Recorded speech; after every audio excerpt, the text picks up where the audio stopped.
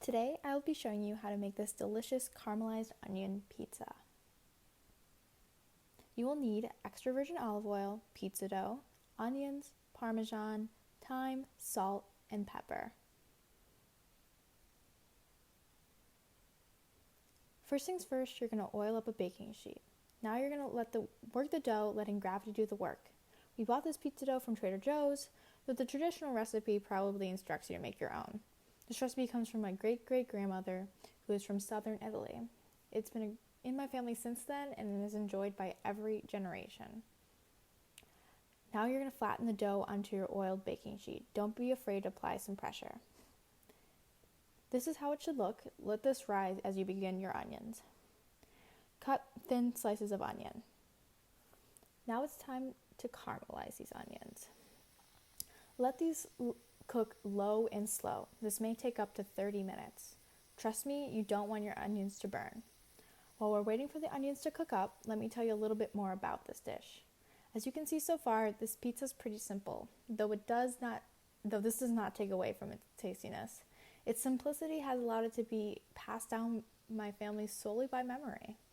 We enjoy this pizza during all times of the year. We usually make it a thin crust so it's not too heavy in the summer, and when it's hot out the oven, it's a great snack in the winter. When we do serve it, it is usually by itself, maybe a vegetable or salad on the side sometimes. I wouldn't say I have any specific cultural or social practices attached to this dish. However, whenever my mom makes this dish, she reminds us that it was something that her grandfather made. This simple reminder connects me to the family I never knew. It makes me appreciate those who came before me and the impact they've left on my family. My extended family isn't a particularly close one, so I appreciate moments like that. Oh, and I think the onions are almost done. Preheat your oven to 400 degrees. Add some oil on top of the dough and spread it around. Next comes your salt and your pepper. Now put those beautifully caramelized onions on top and distribute them evenly.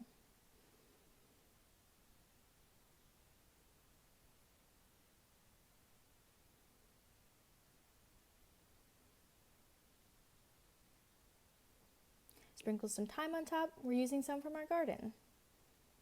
A little extra olive oil too. And the parmesan. This is my cat Parmesan. Has nothing to do with the recipe, but very cute and named after cheese. Sprinkle about half a cup of cheese on top and pop it in the oven for about 15 minutes. While it's cooking, we're going to talk to my mom. How has this recipe changed over time? Well, I don't really know because it's not a recipe that was written down. But I learned from my grandfather who made it, who learned from his parents who were immigrants from Italy. And I imagine that we all put our own spin on it. I'm sure my grandpa didn't use thyme on his pizzas, but I do because I like the taste of it. He made his dough a lot. I tend to buy it. But the overall product is pretty similar. How long have you been eating this dish, and how long has the dish been in the family in general? Well, again, it would have been, I've been eating it as long as I can remember, 50 years or more. My grandpa made it. I don't remember my father ever making it. And then my grandfather's parents is where he learned to make it. Could be longer than that, I don't know. What does this dish represent for you? It represents my grandpa, who was quite a character. It represents simple kind of peasant food that there's not a lot to it, but it's very delicious when you put it all together. It represents history to me. I guess that's all. Okay. Why do you make this dish? It's good. She's right, it is good. It comes out crispy and has a wonderful caramelized flavor and a savory taste.